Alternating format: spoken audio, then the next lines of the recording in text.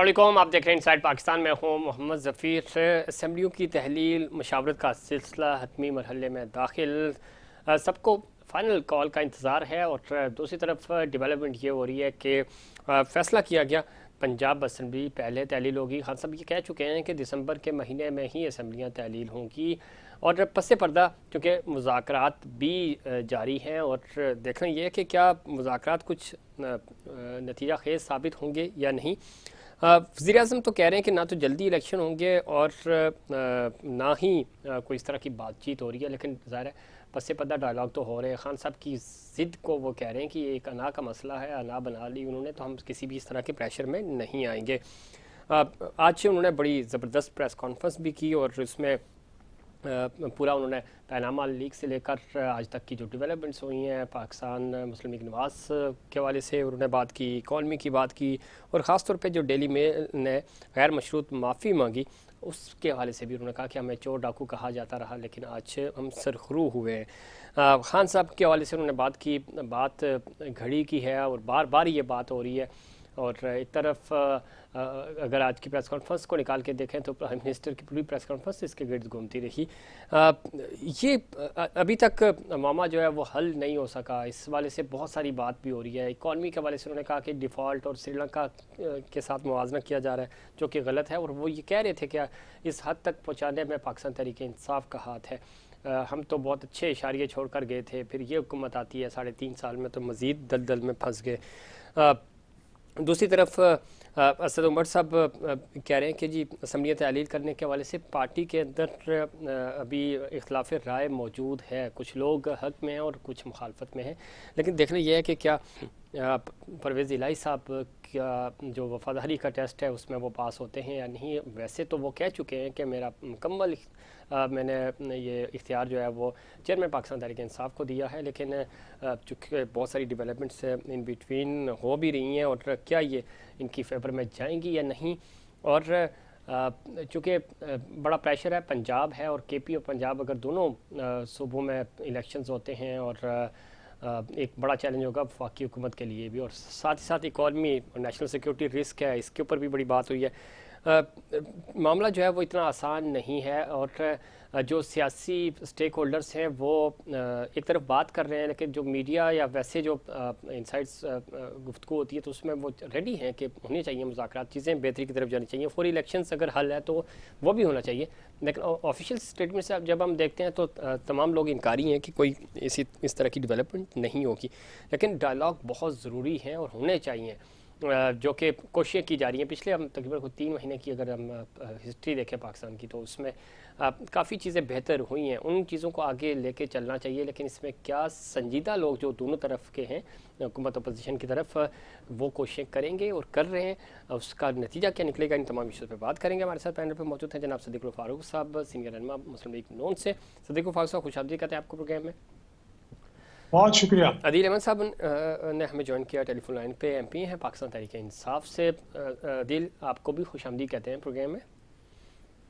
Ji thank you very much. Sadiqul Farooq साहब गुफ्तगू का आगाज़ आपसे करते हैं। चूँकि आज बड़ी लंबी चौड़ी प्रेस कॉन्फ्रेंस हुई, प्राइम मिनिस्टर थे और उनके साथ इसाक डार साहब ने भी बड़ी लंबी बात की, इकॉनमी की बात हो रही है, उसको बेहतर करने की बातें हो रही हैं, पैनामा के ऊपर भी बात हुई, बहुत सारी चीज़ें हैं इसमें।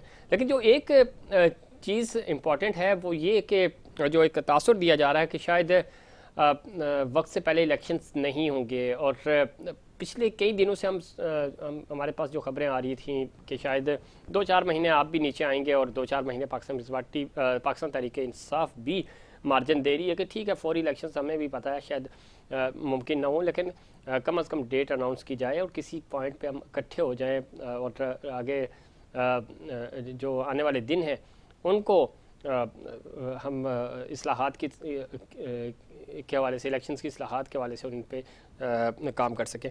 कुछ डेवलपमेंट्स नज़र आ रही हैं, कुछ बेहतरी नज़र आ रही है, कुछ आपको लग रहा है कि मामला सीधा हो जाएगा? क्योंकि जो प्रेस कॉन्फ्रेंसेस हो रही हैं दोनों तरफ से उसमें तो बड़ी जारहाना ज़बान इस्तेमाल की जा रही है, तो पस पर्दा क्या खबरें हैं आपके पास, वाकई में कुछ चीज़ें मैच्योर हो रही हैं? बिस्मिल्लाहिर्रहमानिर्रहीम। बहुत शुक्रिया मोहम्मद ज़फ़ीर साहब। अब बात यह है कि अब तो पस पर्दा जो कुछ हो रहा था अब तो वो पर्दे के सामने आ गया है ना। अब तो पर्दा सीमी पर देखा जा रहा है सही। कि सदर मुमलिकत जो है वो अपनी सरगर्मियां जारी रखे हुए हैं मुज़ाकरात के लिए इधर उधर। कुछ लोग पीटीआई के हमारे लोगों से मिल रहे हैं, कुछ हमारे उधर मिल रहे हैं। लेकिन बुनियादी बात यह है कि क्या इमरान खान साहब मुज़ाकरात पार्टी के मफाद के लिए करना चाहते हैं या मुल्क और कौम के मफाद के लिए? ठीक। मैंने इससे पहले भी आपके प्रोग्राम में गुजारिश की थी कि अगर मुल्क और कौम के लिए बैठना है तो फिर हमने अपोजिशन की हैसियत में जी। इनको माशी चार्टर की भी पेशकश की थी। सही। इनको इंतखाबी इस्लाहात समेत बहुत सी चीजें पेश की थी कि आप आइए, बैठिए, हम इस ये इस्लाहात करने के लिए आपके साथ ताउन करेंगे। ठीक है। बिल्कुल उसी तरह जिस तरह हमने टीएलपी के धरने से आपकी हुकूमत को बचाए वगैरह। अब देख, सिंसेरिटी या इखलास या खुलूस ये तो उधर से सामने आनी चाहिए ना। उनके सबसे बड़े इस वक्त जो आईनी तौर पर ओहदेदार हैं वो सदर मुमलिकत हैं, आरिफ अलवी साहब। ठीक। अगर उनकी बात वो नहीं मानते। दूसरी बात यह है कि इमरान खान साहब जो हैं वो डरे हुए हैं, खौफजदा हैं, इसलिए कि वो इकरारी मुजरिम हैं। 2.25 अरब की घड़ी अब वो इतराफ कर रहे हैं, इकरार करते हैं, हाँ मेरी घड़ी है, मैं चाहूं बेचूं, जो मर्जी करूं। भाई आप तो उधर रियासत मदीना की बात करते हैं, ठीक। तो फिर सैयदना उमर रजी अल्लाह तआला अन्हु की उम्र फारूक की मिसाल भी आप देते हैं। सही। उन्होंने तो एक चादर का हिसाब दे दिया। ठीक है। ये तो 2.25 अरब की घड़ी है और सारी चीजें झूठी साबित हो रही हैं भाई। वो सही। जो आपके ये तोशाखाना से हटके जो फॉरेन फंडिंग है जी जी। वो सारे आपके वकील मान के आए हैं। अभी 12-13 अकाउंट्स और निकल आए हैं ठीक। कि आपने अब जो फाइनेंशियल टाइम्स ने स्टोरी आपके खिलाफ दी, आपने उस तरफ रुख नहीं किया। शहबाज शरीफ साहब को तो डेली मेल ने उनसे माफी मांग ली। वो जो आपने आपके शहजाद अकबर ने केस बनाने की कोशिश की थी, वो बरतानवी हुकूमत की एजेंसी जो है उसने 2 साल की तहकीक के बाद क्लीन चिट दे दी। नवाज शरीफ साहब के खिलाफ आपने केस बनाने की कोशिश की, ब्राड हीट ने माफी मांगी, हर जाना दिया। ठीक है। आप क्या कर रहे हो? आप सामने आओ, इन्हें खतरा है। और मैं ये समझता हूं किससे कि खतरा कानून को है सदीकुल लेनी फारूक चाहिए। साहब? ये उससे बचना चाहते हैं। जी जी। तो मैं एक जुमले और दो कर दूं जी, कह दूं? जी कह दें, मैं फिर अदिल साहब की तरफ जाऊंगा।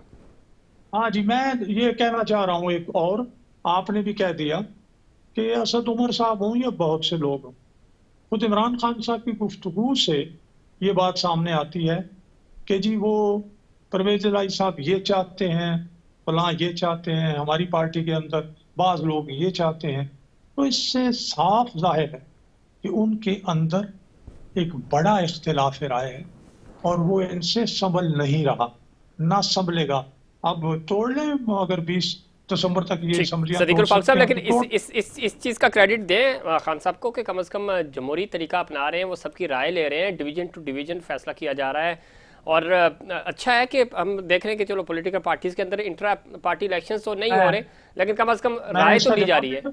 जी जी। ये मोहम्मद जफीर साहब असमत बीबी आज बेचादरी है कि अच्छा। उन्हें पहले ही कन्वे कर दिया गया था कि हम इसके हक में नहीं हैं। अब वो उसको बज़ाहिर तो अगर ये अप्रोच और ये तर्ज अमल वाकई जमहूरी हो, सही सोच समझ के मुताबिक हो, ठीक फिर है। तो ठीक है।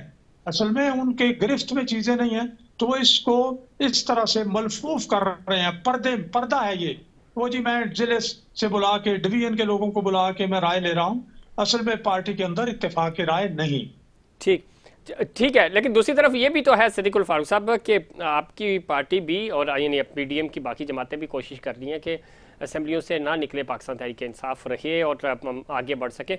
मैं आऊँगा जी। तो हम आइन की बालादस्ती ठीक है और जमहूरी उसूलों के मुताबिक ये कह रहे हैं सर। कि जैसे तैसे इलेक्शन हुए थे 18 में, आप उसी असम्बली की बुनियाद पर वजीर बहुत आजम अच्छी बात बनाए है, गए थे। लेकिन सदीकुल फारूक साहब, लेकिन ये जमहूरी असूल तो ये भी था।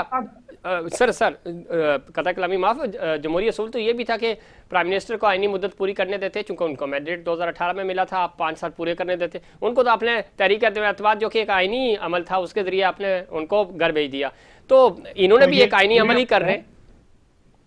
जनाब अपना मैं अर्ज करूंगा कि ये जफीर साहब जमहूरी अमल है, जी जी आइन में अलाउड है, सारी दुनिया में ऐसा होता है। बरतानिया जैसे मदर ऑफ जो है वो डेमोक्रेसी कहें, उसमें अदम एतमाद हो जाती है, हुकूमतें बदल जाती हैं, पार्लियामेंट पूरा करती है या वहां इलेक्शन भी हो तो जाते सर हैं। आपका तो आइन ये कोई असेंबली तहलील की भी इजाजत आप ही का आइन देता है ना सर, यही असेंबलियां देती है ना। हाँ है, लेकिन हमारी दलील ये है कि आपने 45 महीने में जी जी जितना डायनामेट लगाए, जितनी बारूदी सुरंगें बकौल शेख रशीद के आपने बिछाएं ठीक और फट रही हैं एक एक करके, हमें वो बारूदी सुरंगें खत्म करने के लिए 15 महीने बड़ी मामूली बात है। इसीलिए ठीक है जब ये कहते हैं 6 महीने पहले इलेक्शन कराएं, हम कहते हैं हम 2024 में इलेक्शन कराएंगे। ठीक चले आइए बैठे बात करें, देख लेते हैं, दरमियानी रास्ता निकल आएगा। चले लेकिन ठीक है इलेक्शन की शर्त ना लगाएं, बैठे तो तब बात ठीक है, होगी। बगैर शराइत के बैठे हैं। दिल अहमद, गुफ्तगू आप सुन रहे थे, सदीक उल फारूक साहब ये कह रहे हैं और इवन इनकी बाकी लीडरशिप भी यही कह रही है कि बगैर शराइत के मुज़ाकरात होते हैं, ये शर्त ना लगाएं। और खान साहब ने एक इंटरव्यू में कहा था कि ठीक है मैं इसके साथ मुज़ाकरात के लिए भी तैयार हूँ, मुज़ाकरात होने चाहिए, बल्कि करने पड़े जो इनफैक्ट अगर उस गुफ्तगू से आप निचोड़ निकालें खान साहब के, तो उन्होंने कहा था कि इनको ये मजबूर है, इनको करनी चाहिए बात। तो ये कह रहे हैं कि शराइत नहीं। अगले दिन राना सनाउल्लाह साहब कहते हैं कि ये धमकियाँ देते हैं, उनकी तरफ से बड़ी जारहाना प्रेस कॉन्फ्रेंस की गई और फिर वापस खान साहब ने कहा कि अब कोई मुज़ाकरात नहीं होंगे, कोई बात नहीं होगी, मामलात मुज़ाकरात की तरफ जाएंगे।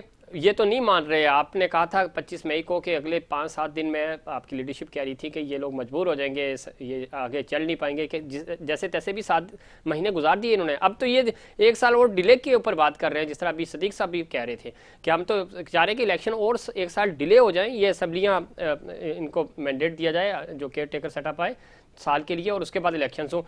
तो ये तो कुछ और ही मामला बनता जा रहा है। अदील अहमद साहब देखें, बिस्मिल्लाहिर्रहमानिर्रहीम, बहुत शुक्रिया आपने अपने प्रोग्राम में मौका दिया। अगर सियासी तौर पर मैं देखूं जी जी कि मुझे सियासत करनी है, ठीक है, और मुझे इसमें कोई अपना सियासी फायदा तलाश करना है, तो मैं ये मशवरा दूंगा पार्टी को कि वो इलेक्शंस का मुतालबा ना करें। ठीक, पाकिस्तान मुस्लिम लीग नून को, पाकिस्तान पीपल्स पार्टी को और पीडीएम की ये जो मिक्स अचार ये कोलिशन ऑफ करप्ट है, इनको ये आगे अपना वक्त पूरा करने दें। ठीक, ये जिस तरह से ये चल रहे हैं और जिस डायरेक्शन में ये पाकिस्तान को ले आए, यहाँ से वापसी का रास्ता भी मुमकिन नहीं है। ये 13 की 13 जमातें समेत अपने इनके जो निगरान आला और सरपरस्त आला इदारे हैं, जी जी, ये सब के सब उस खाई में गिरेंगे जहाँ से इनका वापसी निकलना मुश्किल हो जाएगा। लेकिन बदकिस्मती की बात यह है कि अगर मैं पाकिस्तान का सोचूं जी जी, तो ये 13 की 13 जमातें, इनके निगरान आला और सरपरस्त आला इदारे, ये सब के सब पाकिस्तान को भी खुदा न खास्ता अपने साथ उसी खाई में लेके गिरेंगे जहाँ से पाकिस्तान भी वापसी के लिए बड़ा मुश्किल हो जाएगा इसको संभालना। आपके सामने आज की खबर है कि फ्रंटियर सेरामिक्स ने आज अपनी प्रोडक्शन बंद कर दी, उन्होंने अपनी वाइंड अप कर दी फैक्ट्री। इससे पहले हिल्टन फार्मा, इससे पहले बहुत सारी फार्मास्यूटिकल इंडस्ट्रीज और न जाने टेक्सटाइल इंडस्ट्री तो पट्टा बैठ गया, बंद हो गई। यानी कारोबार का हाल देख लें, मुल्क में मईशत का हाल देख लें, और ये उस मईशत को इन्होंने तबाह किया है जो 6% की रफ्तार से तरक्की कर रही थी। उस इंडस्ट्री को इन्होंने तबाह किया है जो 10% के रफ्तार से लार्ज स्केल मैन्युफैक्चरिंग जो है वो बढ़ रही थी, और उस मईशत का इन्होंने जो है वो दिवालिया निकाला है। सही, कि जिसको कोविड के बावजूद और तमाम तर मुश्किलात के बावजूद और 2018 में मुल्क का तारीख का सबसे बड़ा खसारा छोड़ने के बावजूद इमरान खान साहब ने बड़ी मुश्किल से संभाला दिया था। लेकिन अदील साहब आप सही कह रहे हैं। अब मैं सदीक साहब से भी पूछूंगा, लेकिन मैं ऐड कर दूं आप ही की गुफ्तगू में। बजट 2000 जब इन्होंने इनकी हुकूमत आई, आपकी हुकूमत को तहरीक एतमाद के जरिए हटाया गया प्राइम मिनिस्टर को, तो उसके बाद जो पहला बजट इन्होंने पेश किया उसके अंदर 4 ऐसे डिपार्टमेंट थे जिसमें आपके अहदाफ जो हैं आपने उससे ज़्यादा अचीव किया, और उसके बाद जो जीडीपी का आपने जिक्र किया, ये सारी चीज़ें। लेकिन उसके बावजूद सिद्दीकुल फारूक साहब ये कह रहे हैं कि आप तो, शेख ऋषि साहब कह रहे थे बारूदी सुरंगें छोड़ के जा रहे हैं हम आपके लिए और इनके लिए मुश्किल होगा आगे वक्त गुजारना, तो वो ये कह रहे हैं कि इसी वजह से हम स्टक हुए, जो आप कोविड की मिसाल दे रहे हैं। जी जी, अल्लाह ताला ने कुरान में हमें हुक्म दिया है, जी या अय्युहल्लज़ीना आमनुत्तकुल्लाह वक़ूलू क़ौलन सदीदा, कि ए ईमान वालो अल्लाह से डरो और सीधी बात कहो, यानी सच्ची बात कहो। ठीक। तो अगर अल्लाह ताला तौफीक दे सच कहने की जी, तो इनके अपने मईशत के इदारों ने, इनकी अपनी मिनिस्ट्री ऑफ फाइनेंस ने, इनकी अपनी हुकूमत ने हमारी उन तमाम माशी फिगर्स को जो है वो एक्सेप्ट किया, ना सिर्फ बल्कि शाया किया। जी, ऐसे हम 6% की रफ्तार से ग्रोथ कर रहे थे, लार्ज स्केल मैन्युफैक्चरिंग 10% की रफ्तार से बढ़ रही थी, रेमिटेंसेज मुल्क में रिकॉर्ड थी, टैक्स कलेक्शन इस मुल्क में रिकॉर्ड हुई, टेक्सटाइल इंडस्ट्री जो है वो बूम पर थी, सनती सततें जो है वो लग रही थी। यानी इन्होंने खुद आके जब इन्होंने पहला बजट पेश किया तो इन्होंने खुद ये सारी फिगर्स मानी थी, और अब उससे मुकर रहे हैं और अब उससे जो है वो झूठ बोल रहे हैं। अल्लाह ताला, मैं सिर्फ एक दुआ कर सकता हूँ, अल्लाह ताला इन्हें सच कहने की तौफीक दे।